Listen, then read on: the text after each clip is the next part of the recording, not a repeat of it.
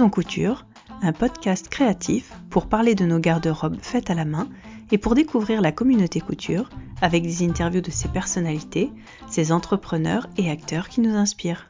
Bonjour à tous, aujourd'hui je reçois Aurélie. Bonjour Aurélie. Bonjour. Derrière cette voix, certains pourront reconnaître Aurélie de Chez Machine, aujourd'hui Couture Sauvage sur Instagram. Tu es la fondatrice et l'entrepreneur qui se cachait derrière Chez Machine. Oui. Est-ce que tu peux nous raconter un petit peu pour commencer tes débuts en couture? Mes débuts en couture. Ben oui, comment est-ce que tu as appris à coudre? Alors, comment j'ai appris à coudre? J'ai appris à coudre... Mais vraiment, mes vrais tout débuts en couture, j'étais toute petite, je faisais des petites robes pour mes poupées, parce que ma mère cousait. Ouais. Et donc, je prenais ma poupée, sur ses fils de tissu, je faisais la silhouette. Donc, c'était une robe, en fait, c'était en deux morceaux. Hein. Un dos à devant. Un dos à devant. Et je faisais la couture à la main. Voilà, donc mes tout débuts, c'était ça. Après, je me suis vraiment remis en 2010. Ouais.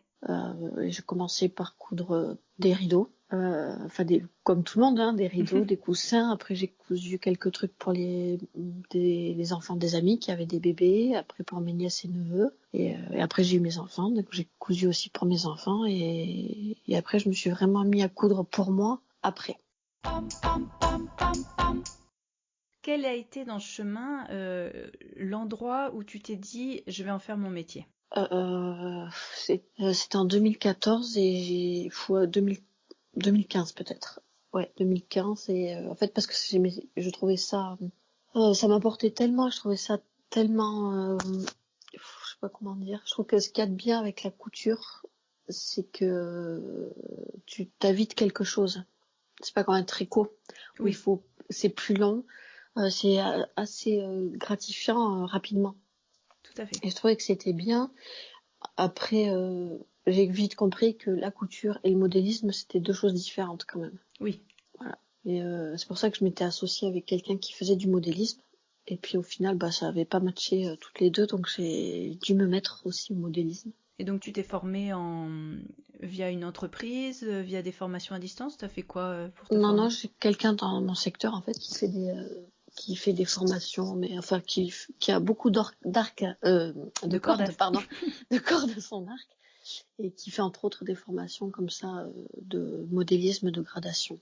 D'accord. Voilà. Et donc tu as lancé Chez Machine, donc en quelle année? 2000? Alors on a commencé à travailler dessus en janvier 2016. Ouais. Enfin moi j'avais travaillé un peu en avant, j'avais fait des petits croquis, j'avais fait des notes et tout ça, mais ça s'est vraiment concrétisé en janvier 2016. Et la marque est vraiment sortie officiellement, c'était en novembre 2016 au moment de la Grande Mercerie. D'accord. La première édition. Le premier salon auquel tu as participé en fait directement. Oui. D'accord. Et t'en gardes quel souvenir en fait de ce premier salon? Très bon souvenir. C'est parce que c'était à échelle humaine et que c'était un très beau lieu, un très bel endroit, qu'on avait été très bien accueillis.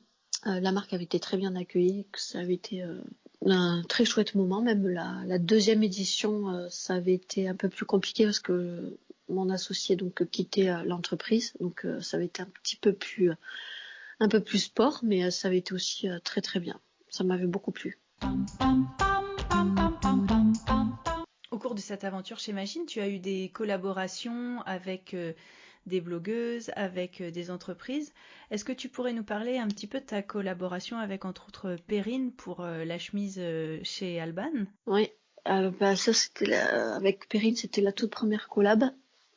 En fait, l'idée c'était vraiment de sortir de ma zone de confort, de laisser quelqu'un, comment dire, oui, voilà, en fait choisir le vêtement qu'il voulait, c'est parce que j'aurais pas forcément fait une chemise, comme j'aurais pas forcément fait. En fait, tous les vêtements qui ont été faits en collab, c'est des choses que j'aurais pas forcément faites.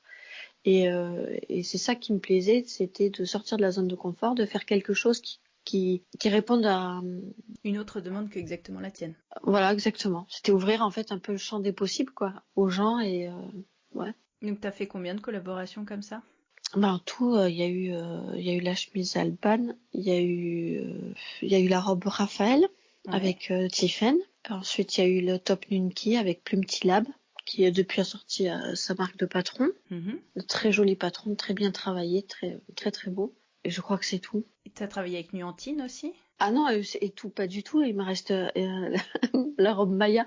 Je me suis arrêtée en fait je me suis arrêtée au printemps 2018. J'ai eu un bug. Non, après il y a eu la robe Maya avec Manu de 23 rue des Roses. Maintenant ça s'appelle le French Closet. Très bien. Et c'est pareil, c'est une robe que j'aurais jamais faite et pourtant que j'adore, que je trouve vraiment belle, qui offre tout un tas de possibilités de hack. Enfin, c'est une robe que j'aime beaucoup aussi. Et après, alors la collab avec Nuantine, c'est différent parce qu'en fait, on voulait faire un ensemble. Elle faisait le maillot et moi, je faisais en fait le kimono. Tout à fait. Voilà. Donc là, c'était une collaboration avec une marque et les autres, c'était avec des blogueuses. Oui. Et tu as travaillé aussi avec Artisan. Tu avais publié un patron dans leur magazine. Oui, c'était dans leur web magazine. En fait, c'était un patron qu'une autre marque m'avait demandé. Je vais pas m'en cacher. Ça devait être un projet avec quelqu'un d'autre. Finalement, ça s'est pas fait. Bon, voilà, elle voulait quelque chose de simple, un débardeur. Enfin voilà, elle voulait un petit top un peu simple. Et moi, je leur ai proposé ça. Puis ça correspondait pas forcément aux envies qu'elles avaient à ce moment-là. Donc, plutôt que de perdre le travail que j'avais fait dessus, je l'ai proposé à Artisan. Je leur ai dit, écoutez, si vous voulez, pour votre prochain web magazine, elle venait de sortir le premier. Ouais. J'ai dit, si vous voulez, j'offre ce patron-là parce que moi, ça me donnait de la visibilité. Et puis le patron était déjà prêt, donc c'était dommage de pas le. J'aurais pu le sortir moi-même, mais je trouvais que c'était une bonne opportunité de le proposer à Artisan. Et effectivement, en plus, ça allait très très bien avec l'esprit de leur magazine. À ce moment-là, que c'était vraiment un été à Marrakech et ça collait. Ça collait parfaitement à tout l'esprit de ce numéro-là, donc pour ça qu'on l'a sorti là. D'accord. Et c'est des collaborations qui t'ont apporté quoi au-delà de la visibilité, parce que c'est un partage qui se fait de part et d'autre, mais toi, au terme de création et en termes de couture, ça t'a apporté quoi?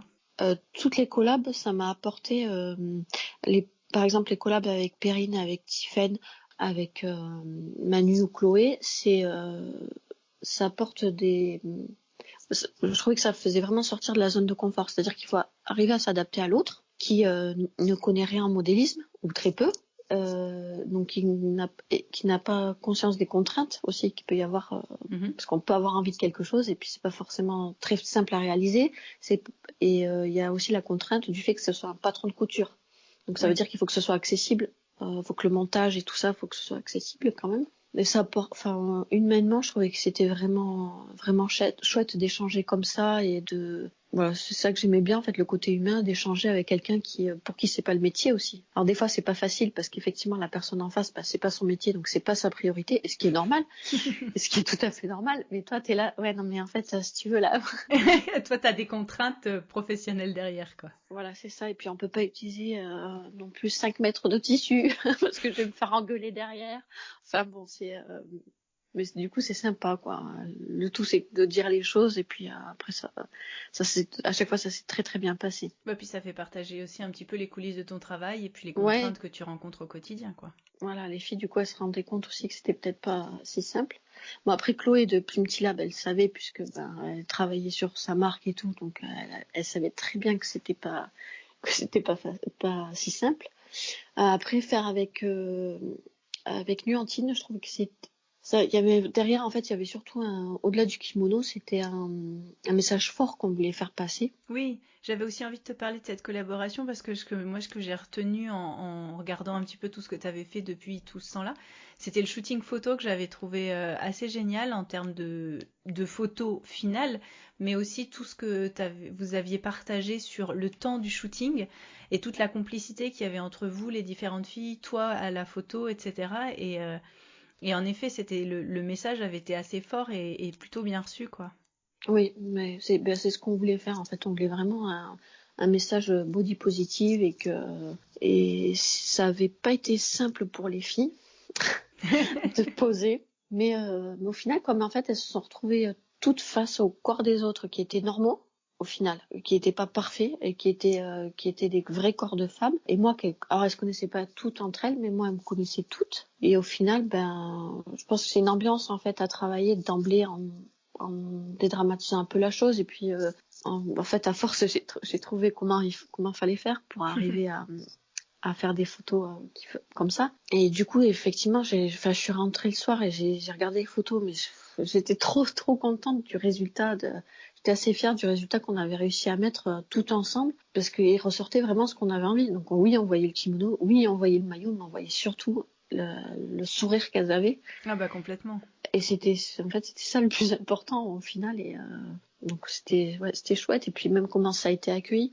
Bon, il y a des personnes qui ont un peu été déçues qu'il n'y ait pas le maillot dans les grandes tailles en soutien-gorge. Ce que je comprends aussi, mais au départ c'est ce qui était prévu, mais Clémentine est suffisamment professionnelle pour savoir que à ce moment-là elle n'avait pas les compétences, et je pense surtout qu'elle n'avait pas la confiance suffisante pour proposer quelque chose en plus grande taille. Voilà, déjà elle était assez stressée, elle était assez inquiète. Depuis elle a pris de l'assurance et c'est très bien, mais elle a été assez professionnelle pour dire non, je préfère pas que proposer de la merde entre guillemets quoi. Ouais. Je comprends que les gens étaient déçus, mais ils auraient été encore plus déçus d'acheter un patron, d'acheter du tissu et que ça matche pas, par exemple. Enfin, ça aurait peut-être très bien marché, mais bon, elle préférait la jouer comme ça. Et je trouve que c'est très professionnel, c'est très bien. Ah bah oui, il vaut mieux un truc et se dire, être sûr que tout ce qu'on propose fonctionne et ne pas Exactement. aller au-delà plutôt que de lancer, de se dire, je croise les doigts, je serre les fesses et est-ce que ça passe ou est-ce que ça passe pas. Voilà, exactement. Et d'ailleurs, ça montre un côté de toi dont tu parles aussi, c'est ton amour, je dirais, ou ta passion pour la photographie. Et tu as d'ailleurs travaillé depuis avec Nuantine Lingerie pour son livre, en fait. Oui, elle m'a appelée l'année dernière, donc en me confiant qu'elle travaillait sur un livre et qu'elle voulait que je fasse ses photos. Alors, ma première réaction, ça n'a pas été de dire « oui, bien sûr ». Non, écoute, Clémentine, je vais réfléchir. Je suis très flattée, mais je vais réfléchir. J'étais pas sûre de moi. Elle me dit non, mais je suis sûre que ça ira très bien. Je suis sûre que... en fait, elle m'a donné confiance. Et puis mon mari me dit, mais si elle te demande, c'est qu'elle sait ce dont tu es capable et vas-y, en fait. Alors, du coup, j'étais un peu stressée parce qu'il n'y a pas... Quand on a fait le shooting de ses photos pour son livre, on a fait aussi quelques photos pour un de ses modèles, mais il n'y a pas du tout le même enjeu, en fait. Parce qu'à la limite, quelque chose qu'on va vendre sur notre site, ou même là les photos du duo du maillot de bain et du kimono, au pire, vraiment au pire des cas, on arrive toujours à trouver quelque chose et puis au pire on peut recommencer. Là dans l'édition de livre, il y a un timing. Alors déjà, ça concernait pas mon produit, donc c'était encore plus stressant. Et après, il y a un timing qu'il faut vraiment suivre et respecter. Il y a des enjeux qui sont différents. Et donc, il n'y avait pas que Clémentine, il y avait aussi les éditions Erol. Et puis quand c'est imprimé, c'est imprimé. Voilà, exactement. Donc, j'étais un peu stressée, en fait. J'étais un peu stressée que ça convienne pas aux éditions Erol et puis finalement, ça a été très bien. Voilà, Clémentine était très contente, les éditions Erol aussi, donc bon. Et moi aussi. En tout cas, elle a fait un très beau travail et c'est vrai que la mise en valeur des photos par les photos est très chouette. Enfin, j'ai pu feuilleter le livre et en tout cas, c'est juste une petite pensée pour elle parce que moi, je l'avais croisée à la Grande Mercerie justement quand vous étiez toutes les deux. Ouais. Je l'avais rencontrée et j'aime beaucoup cette fille, je la trouve très discrète et en même temps elle est à fond dans son truc, enfin c'est quelqu'un de très chouette. Elle a fait un très beau travail et puis moi on m'a souvent dit, ou même à elle quand elle dit ah mais heureusement qu'il y a les photos d'Aurélie. Ouais mais non en fait, ça suffit pas, ça non, suffit il faut pas que du le travail, tout. Voilà, c'est une mise en valeur du travail en fait. Exactement, c'est ce que je disais à Clémentine. Alors il y avait le lieu qui était très beau, il y avait les photos, mais c'est les modèles qu'elle a fait puis qu'elle est tout fait en noir comme ça, la délicatesse de non, c'est vraiment pour ce que je lui dis, pour moi c'était aussi facile parce que ce que tu avais fait c'était très beau et que c'est beaucoup plus facile de mettre quelque chose en valeur qui est beau que si ça avait été moche, j'aurais été bien embêtée. Hein. Ça aurait été plus difficile. Bah oui, c'est toujours plus facile de sublimer quelque chose qui est déjà beau plutôt que... Exactement. Voilà, un beau travail en commun, main dans la main pour cette publication. Je mettrai la référence du livre pour ceux que ça intéresse sur le blog quand on publiera ce podcast. J'avais envie de parler avec toi de ce qui t'anime au quotidien, l'écologie, la planète, notre avenir. Et en restant en lien pour la couture, allez, parlons des choses qui fâchent, la viscose. Ouais. J'en souris parce que j'aime beaucoup en fait ta franchise et en même temps le fait que tu y crois à fond et que tu sois tellement un peu comme nous, humaine. Et je discutais avec plusieurs personnes sur le sujet et ça, on en revient toujours au même. Ça sert à rien de vendre du rêve si au quotidien on l'applique pas et qu'en même temps on peut faire un peu de tout en même temps. Donc la viscose, enfin je me souviens en tout cas que c'est toi qui en avais particulièrement parlé avec le fait de ton audience avec Chez Machine. C'est une matière qu'on adore toutes, qui est juste très belle, qui tombe super bien, qu'on pourrait utiliser pour tous nos hauts, mais déjà moi je trouve qu'elle est pas toujours facile à coudre, mais bon. Oui. Ouais, non, c'est pas toujours facile à coudre. Je trouve que ça vieillit pas toujours bien. Ouais. Parce qu'il y a viscose et viscose. Il y a des viscoses de bonne qualité, je dirais, entre guillemets, c'est-à-dire des viscoses qui bougent pas. Et là, je suis plutôt d'accord de coudre. À la limite, il vaut peut-être mieux coudre une viscose de très bonne qualité et, je sais pas, d'un imprimé dont on va pas se lasser et qu'on va peut-être garder le haut ou la robe pendant 10 ans, plutôt que de coudre quelque chose dans un coton bio qu'on va jamais mettre. Oui, bien sûr. En fait, l'idée, c'est surtout de se poser les bonnes questions. Et effectivement, avant tout, on est humain, mais faut réfléchir quand même à ce qu'on fait. Oui, on est humain, mais faut pas non plus se dire aussi, oui, mais je suis humaine, donc je me couds de la viscose. Ouais, ok, mais on peut pas coudre que de la viscose non plus. Non. Après, en fait, j'étais virulente sur la viscose parce que je me suis sentie trompée en fait à un moment donné, parce au début de la viscose, j'en cousais aussi beaucoup parce qu'on nous avait présenté ça comme une matière écologique. Ouais. Que c'était du bambou, donc que c'était bien, que nanani, que nanana. Et en fait, le jour où je me suis aperçue que ça ne l'était pas, je me suis sentie trompée et je me suis dit que je devais certainement pas être la seule à croire bien faire. Je pense qu'en fait, c'est pour ça aussi que quand on a parlé, ça a touché autant de gens, parce que à mes débuts, c'est vrai que j'entendais ça aussi, et moi je trouvais ça plutôt une matière plutôt sympa, quoi. Enfin, éthiquement parlant, sûr. quoi. C'est sûr, parce que c'est des matières qui sont fluides, qui tombent bien, sur lesquelles les impressions tiennent bien. Et on va pas avoir du tout le même résultat d'impression sur une viscose que sur un coton. Donc là, comme ça, c'est sûr, c'est très séduisant. Et puis en plus, si on te dit que c'est écologique, c'est le rêve, quoi. Sauf que le produit parfait n'existe pas. La preuve, c'est que c'est un désastre. Mais c'est aussi désastreux que du coton conventionnel. Ah bah oui. Mais c'est vrai que je me suis un peu acharnée sur la viscose parce qu'on nous présentait ça avant comme quelque chose d'écologique, alors qu'en fait, ça ne l'était pas. Donc en fait, ça ne l'est pas parce que les fibres sont naturelles, mais en fait, c'est tout le traitement chimique pour arriver à la fabrication qui est mauvaise pour la nature, quoi. C'est artificiel. On dit que c'est une fibre artificielle parce qu'effectivement, ça vient du bois. Sauf que le bois, il n'est pas forcément bien géré. Alors maintenant, il y a ce problème-là. Et maintenant, il y a des viscoses qui sont dites FSC, c'est-à-dire que le bois est bien géré. Et bon, après, il y a tout le procédé chimique. Donc c'est avec de la soude caustique. Enfin, il me semble que c'est ça, que c'est de la soude caustique. Donc il y a tout un procédé chimique. Et en plus, les déchets ne sont pas recyclés, ne sont pas... c'est juste dégueulasse, en fait. Ouais, c'est vraiment un produit. La ligne. Et puis, il faut se dire que même si... Alors, après, il y en a qui sont certifiés au Ecotex. Sauf que au Ecotex, il faut se dire que c'est juste, ça n'a rien d'écologique. C'est juste que ça nous garantit que le produit final n'a pas d'impact sur notre peau. Sauf que c'est pas parce que le produit final n'a pas d'impact sur notre peau qu'il n'y a pas de produit chimique dedans. En fait, je sais pas si j'arrive à être claire, mais c'est juste pour nous donner bonne conscience et se dire c'est bon, je peux le porter sans danger. Mais tout ce qu'il y a eu avant, ça n'a pas été sans danger, ni pour l'environnement, ni pour les gens qui le fabriquent. Tout à fait. Donc si on se cache juste derrière le truc au Ecotex, on est un petit peu égoïste, je trouve. On se dit juste, moi, c'est bon, mon truc il me pourrit pas la peau. Le reste, je m'en fous. Voilà, c'est un peu dommage. Et quand est-ce que toutes ces questions sur l'écologie, sur le cheminement de qu'est-ce que je vais coudre comme matière, comment est-ce que je vais le coudre, c'est arrivé quand dans ta vie? Est-ce que c'était lié à un changement général, comme c'est souvent le cas, ou comment est-ce que tu as fait ce chemin-là, en fait? Alors, j'ai toujours été sensible à l'écologie. Depuis toujours, depuis toute petite. Parce que mon père surtout, ma mère aussi, mais surtout mon père était sensible aussi à toutes ces questions d'écologie. Et donc en fait, toutes ces questions elles me sont venues naturellement. Oui, c'était quelque chose qui faisait partie dans votre famille, des questionnements au quotidien, quoi. Oui, alors après, c'était pas c'était peut-être pas sous cette forme.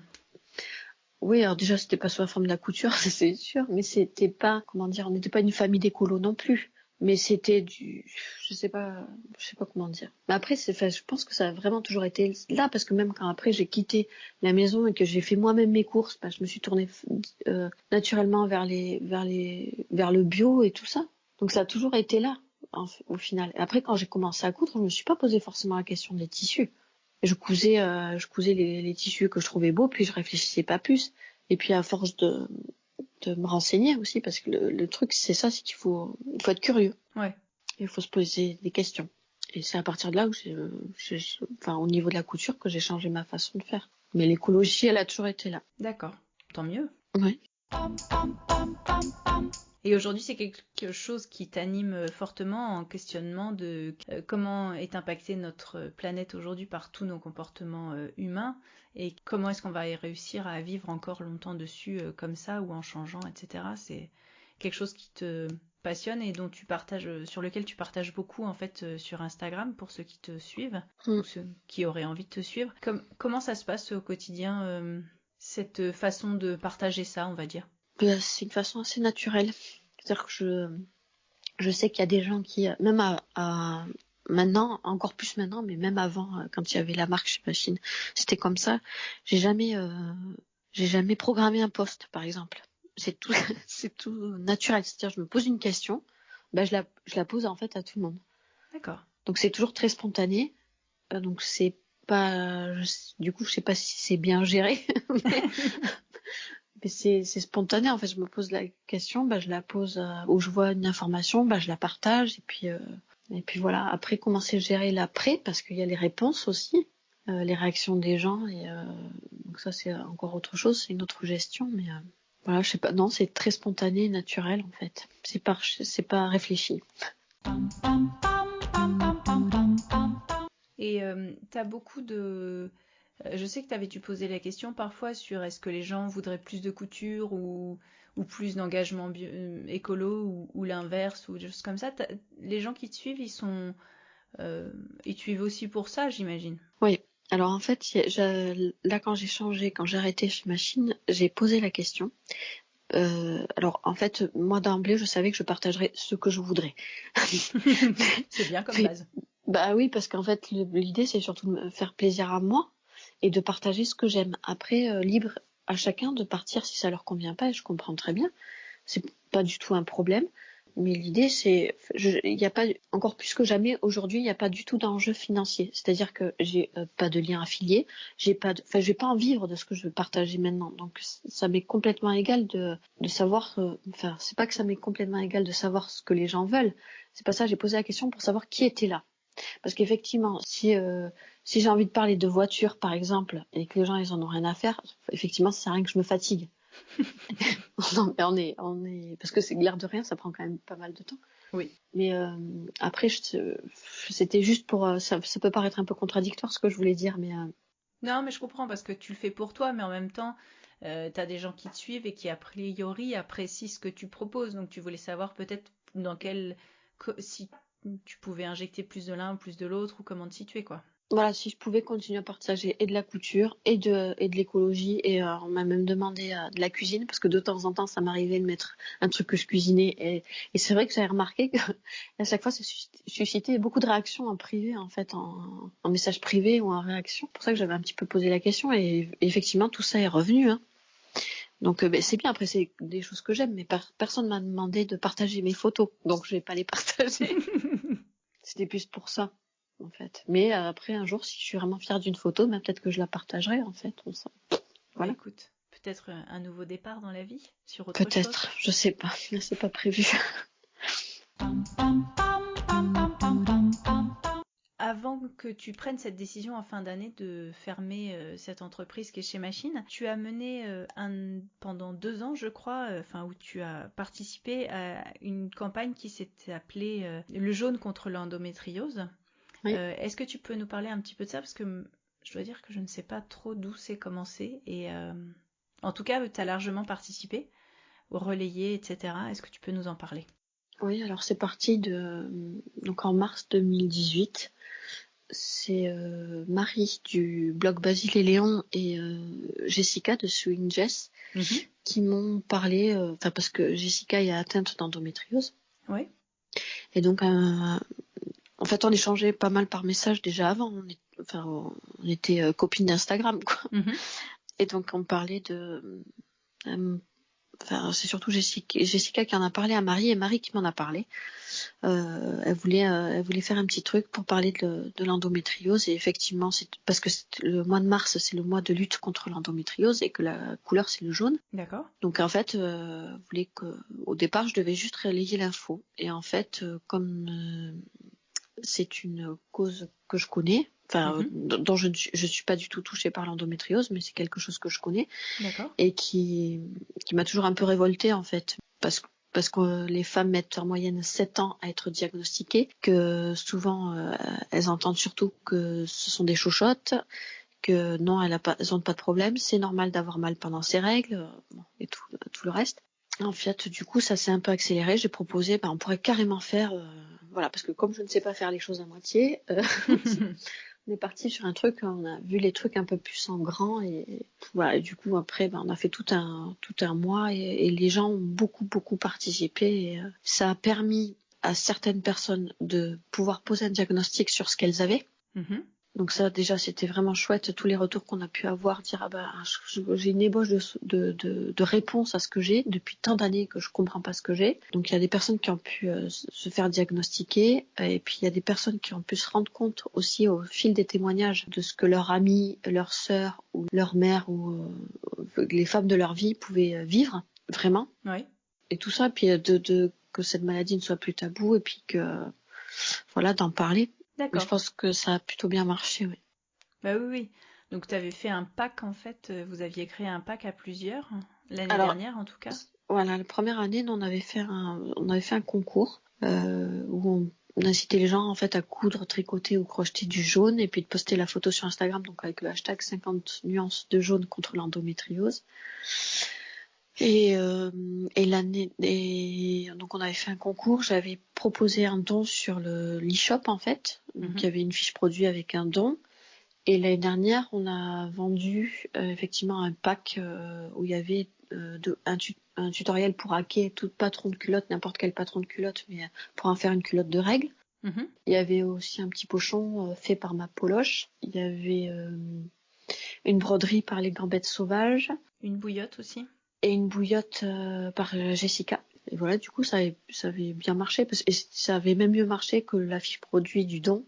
Là, vraiment, ça avait bien marché, parce qu'il y avait un échange. Après, je me rappelle qu'il y en avait qui allaient acheter plusieurs fois, du coup, pour faire un plus gros don, parce qu'on vendait ça à 5 € et elles avaient envie de faire un plus gros don. Donc, on avait réussi à faire quand même un chèque de 1305 €, donc c'était pas mal. Super.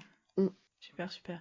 Et en effet, moi, c'est une maladie que je connais pas forcément très bien, j'en avais entendu parler, mais ça a poussé, je trouve, à pouvoir en discuter à droite à gauche, et de se rendre compte un petit peu les gens qui en souffraient, de lire, j'ai lu plusieurs filles justement sur Instagram qui en ont profité pour en parler aussi, et dire qu'elles étaient atteintes, et sur plusieurs domaines, sur la féminité, je trouve que c'est bien de pouvoir parler de ça, et que c'est pas tabou, et que ça arrive, et que c'est grave, et qu'on peut trouver de l'aide auprès des soignants, quoi, normalement. Oui, normalement. Oui, mais ça a délié les langues, oui, c'est vrai. Il y en a beaucoup qui n'osaient pas en parler, puis qu'en fait, elles ont trouvé la force d'en parler. Pour reprendre sur la couture, j'avais envie d'évoquer avec toi, entre autres, le choix de tes mannequins quand tu proposais les patrons chez Machine. Tu as fait souvent le choix de prendre soit ou des blogueuses ou des personnes qui avaient des physiques comme monsieur et madame tout le monde, et pas forcément que la taille 38 bien calibrée.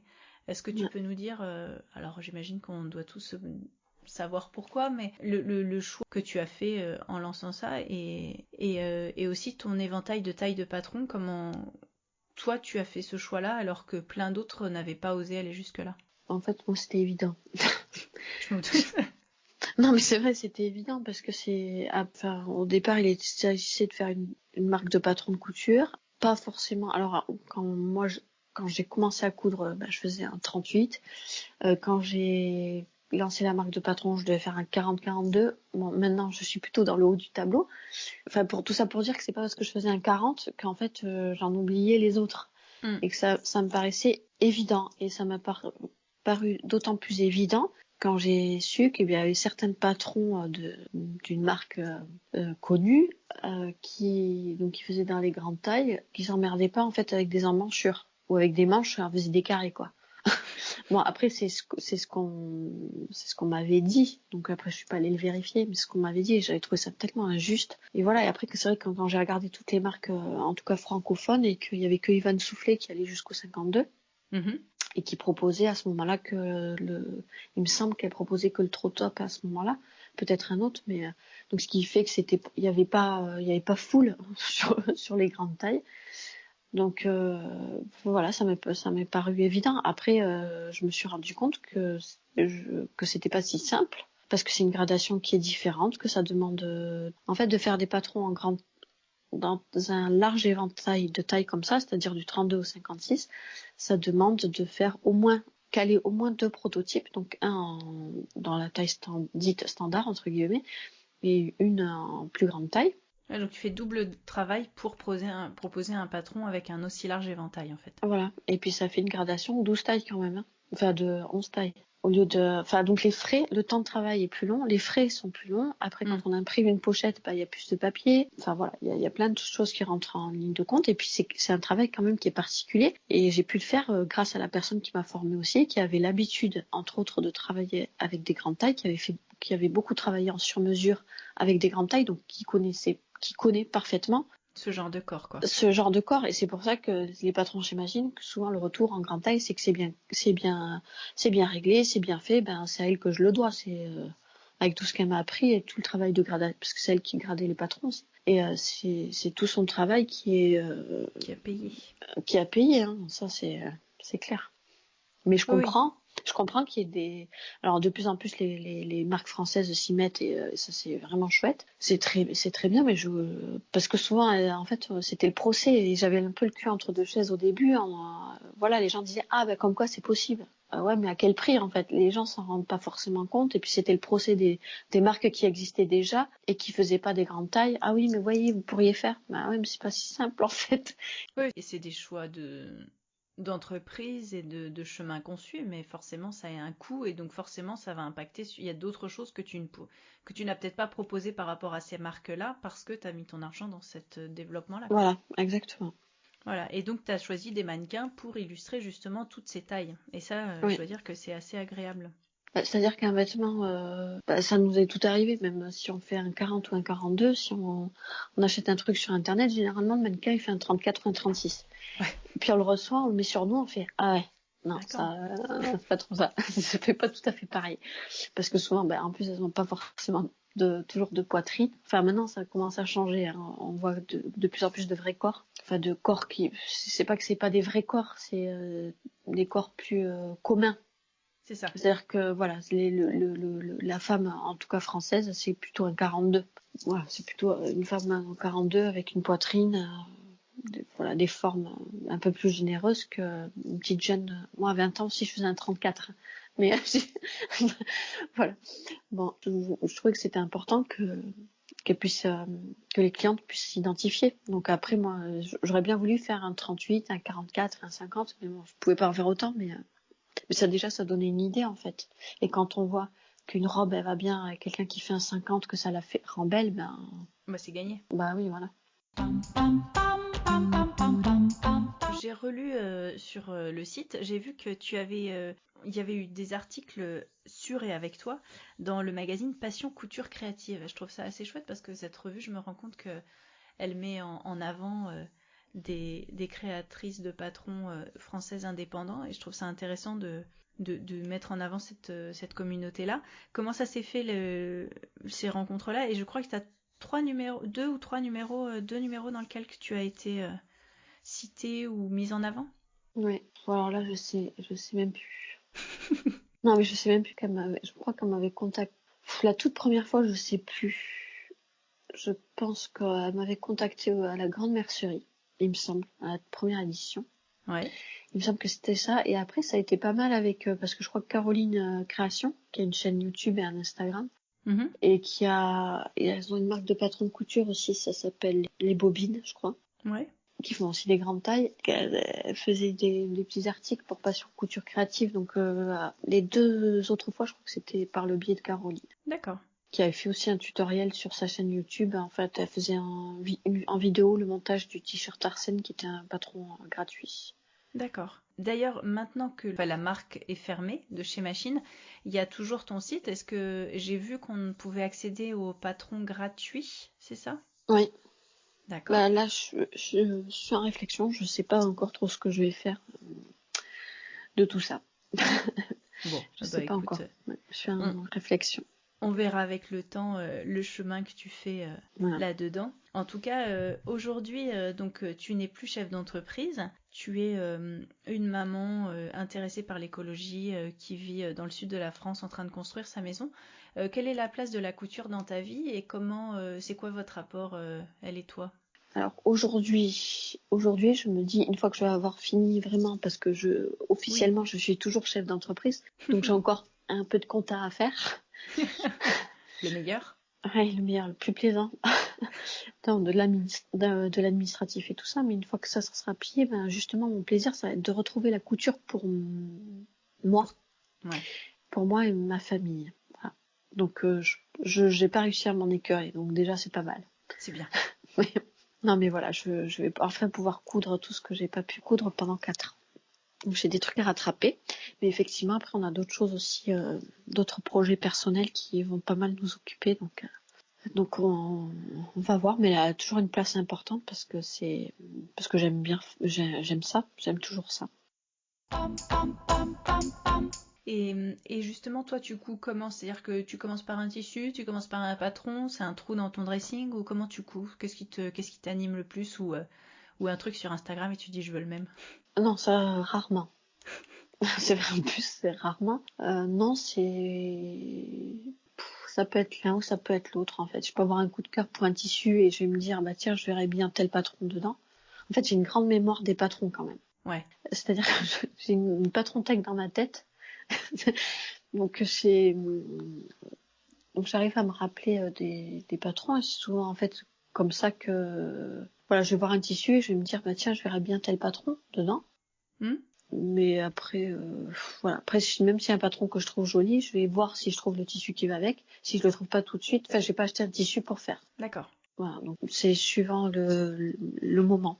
Je suis voilà, le flow et ça se présente comme ça se présente et puis voilà, c'est tout. Et t'es du genre à avoir un gros stock de tissus ou t'as quelques Oui. coupons d'avance ou comment? Non, alors j'ai un gros stock de tissus, non pas parce que au tout début de la couture, c'est vrai que j'aimais un tissu, je l'achetais en fait. Voilà, généralement je prenais 1,50 m ou 2 mètres et puis je l'aimais, je l'achetais parce on commence toutes comme ça en fait avec cette frénésie. Faut pas être hypocrite. Hein, ah bah je pense que oui. On commence toutes comme ça mais après j'ai compris plus tard qu'il y avait 2 passions. Il y avait la couture et les tissus. C'est 2 choses distinctes en fait. On s'en rend pas compte tout de suite, mais bref. Et après en fait je me suis rendu compte qu'il y en avait que je cousais pas, donc je les avais revendus. Et après tous les tissus que j'ai dans mon armoire ont un projet défini. D'accord. Donc c'est-à-dire que vraiment chaque tissu, je sais ce que je vais faire avec. Sauf que ces 4 dernières années par exemple, j'ai pratiquement pas cousu pour moi ou pour mes enfants. Donc j'ai un tissu par exemple que j'avais acheté chez France Duval Stala, je voulais faire un pyjama à mon papa. Ça fait 4 ans, je l'ai toujours pas fait. Donc j'espère que je vais pouvoir lui faire pour cette fête des pères. C'est un bon objectif.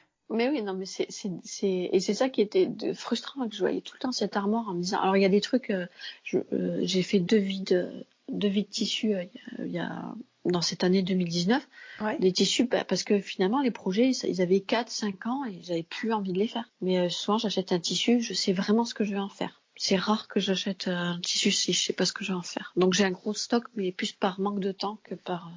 Donc je te repose la question l'année prochaine, on verra si tu as toujours un gros stock de tissus. Ouais, on verra. Et dans ces cas-là, t'as un patron précis en tête ou t'as une idée genre j'ai envie d'une chemise ou alors j'ai tel patron de chemise en tête? Généralement, c'est vraiment un patron précis. Ouais. Mais après, c'est pareil. Par exemple, j'ai la chemise Mélilo de Direndou que j'ai depuis qu'elle est sortie parce que je trouve cette chemise magnifique. Je l'ai toujours pas faite parce que j'ai toujours pas trouvé le tissu qu'il fallait. Ah. Voilà. Donc, c'est marrant parce que j'ai vraiment des patrons, je les aime et je sais qu'un jour je les ferai parce que je les trouve vraiment beaux et même tout ce temps-là après, je la trouve toujours aussi belle, j'en ai toujours envie, mais j'ai pas trouvé le tissu qu'il fallait. Et par contre, les tissus, ils ont tous toujours un patron et un patron précis généralement. Et est-ce que dans ton stock de patrons que tu utilises vraiment des patrons que toi tu as créés ou qui sont créés par d'autres personnes indépendantes, ou tu utilises aussi les patrons des Burda et compagnie? Non, Ou pas est-ce que des fois tu vas créer un patron directement pour assouvir ton envie ou ton besoin du moment? Alors, j'ai une grosse patron tech avec la plupart c'est que des patrons indépendants. J'ai pratiquement pas de magazine et tout ça, j'ai pas parce que ça me fait saigner les yeux en fait. J'ai pas envie. Non, puis je préfère coudre des petites entreprises que des gros groupes. Donc là, j'ai beaucoup de j'ai que des patrons indépendants, j'en ai pas mal. Et après, donc il y a aussi les miens bien sûr. Mais après, quand j'ai vraiment une envie, et que j'ai pas un patron qui existe, je vais le faire, oui.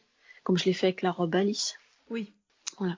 J'avais envie d'une robe avec une robe ample, confortable, avec des manches chauve-souris, mais pas trop, qui soit facile et rapide à coudre. Et puis, en plus, j'ai besoin de deux protos et c'était réglé. ça s'est fait très, parce qu'elle est assez simple. Et j'ai trouvé rapidement l'ampleur qu'il fallait, quoi. Mais ça, je pense que c'est à force, c'est l'expérience aussi.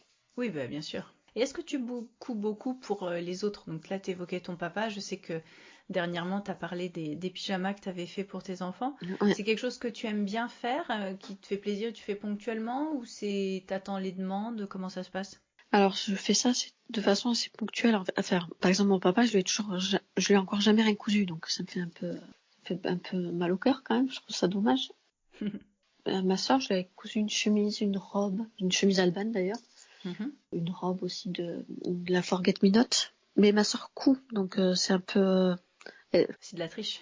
Elle sait coudre, mais ça me faisait plaisir quand même de lui coudre quelque chose.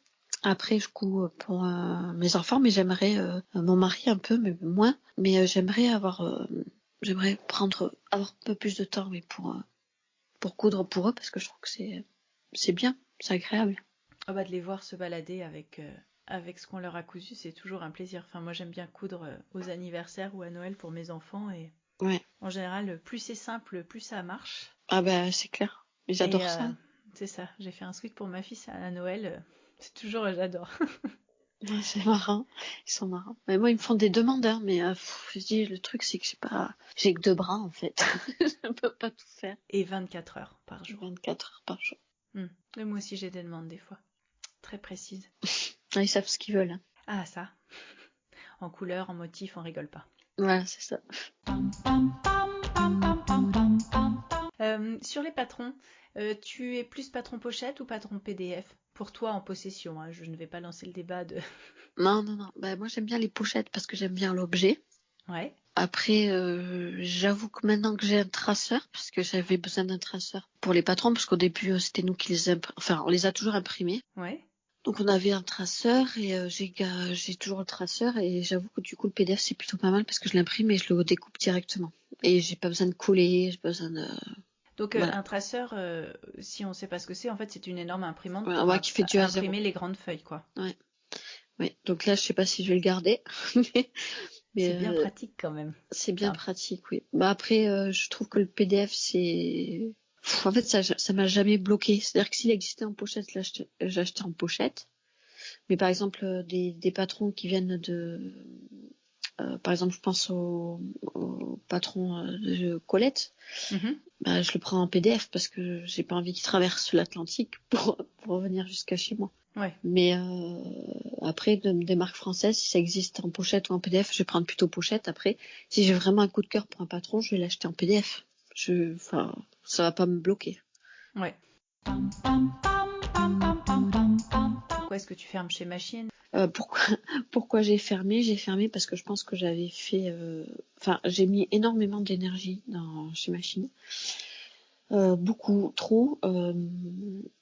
Oui, trop, parce que je suis un peu... ça me servira peut-être de leçon, mais je suis très passionnée, donc je sais pas faire les choses à moitié. Je pense que du coup, j'ai mis beaucoup d'énergie. J'en ai oublié d'autres choses qui étaient importantes et essentielles. J'ai laissé un peu de santé aussi. En fait, je pense que j'ai voulu être à la fois mère au foyer et entrepreneur. Sauf que c'est pas possible. Voilà, c'est pas possible. Voilà, c'est un fait. Ce n'est pas possible. Et donc j'ai mis beaucoup d'énergie et puis après en 4 ans j'ai quand même accumulé pas mal de galères aussi. Oui. Au sein de l'entreprise personnelle et au sein de l'entreprise, et puis à chaque fois j'arrivais à remonter le truc, que je suis arrivée à un point où j'étais un peu fatiguée. Après il y a des gens qui savaient que ça allait se finir comme ça, enfin qui l'ont vu venir. Je recevais quelques messages de personnes qui me demandaient si ça allait fermer ou pas, qui comprenaient pas qu'il n'y ait pas de nouvelles collections et tout. Voilà, je me posais des questions, j'avais plus le goût à le faire. À partir du moment où on n'a plus le goût à le faire, je pense que c'est pas la peine de continuer en fait. Mais j'avais du mal, j'avais du mal à faire la part des choses entre l'ego et je sais pas, le cœur. Voilà. Entre le cœur et la raison. Enfin, l'ego de se dire c'est quand même dommage, t'as des patrons qui sont prêts, qui verront jamais le jour. C'est quand même dommage de pas continuer. Puis même quand j'ai arrêté, dans mon entourage, on m'a dit mais laisse juste les PDF, t'as rien à faire. Comme ça, t'as de l'argent qui rentre tout seul. Mais en fait, je ne sais pas faire ça. Et puis c'est pas parce que c'est en PDF qu'on n'a rien à faire derrière en fait. Faut pas croire non plus. Il y a tout le service client quand même. Il y a tout le service client quand même. Il y a quand même de la comptabilité à faire. Faut quand même faire tourner son truc. Il faut quand même. Enfin, il y a quand même du travail à faire. Et voilà. Et en fait, avant de m'écurer complètement, je préférais arrêter. Et voilà. Puis je sais pas faire non plus les choses à moitié. Je préfère tourner la page et puis et avancer. J'ai aimé l'expérience. Ça m'a apporté énormément de choses sur du point de vue personnel, sur moi, ça m'a permis de m'apprendre à me connaître, à prendre énormément confiance en moi. Ça m'a permis de rencontrer plein de belles personnes, de faire de très belles rencontres. Ça m'a apporté énormément de choses, mais là je marche quand même pas mal par cycle aussi. Donc là j'ai un peu l'impression d'être allée au bout de ce que j'avais à faire. Voilà, donc maintenant je passe à autre chose. Bon. Et donc on a vu que tu étais en train de construire ta maison, en fait, c'est ça ? Non, en fait, on rénove une maison. C'est ça. Sauf que pour le gros œuvre, on a été un petit peu freiné dans notre élan, puisqu'il y a eu un incident sur le chantier. Donc, pour le moment, il est à l'arrêt depuis 18 mois. Voilà, donc on attend que ça se débloque. Que ça se débloque. Voilà. Et en attendant, on s'occupe de l'extérieur, on plante des arbres. Bon. Écoute Aurélie, merci beaucoup d'être venue ici parler un petit peu de ton parcours chez Machine, de tes engagements, de ce qui t'a mis en couture. De rien, merci à toi pour l'invitation. Ça m'a fait plaisir. Avec plaisir. Et puis bon vent à Aurélie, bon vent à Couture Sauvage pour tous les partages et l'information et la passion que tu y mets. Et puis bonne continuation sur la maison, la maman au foyer, puis tout le reste quoi.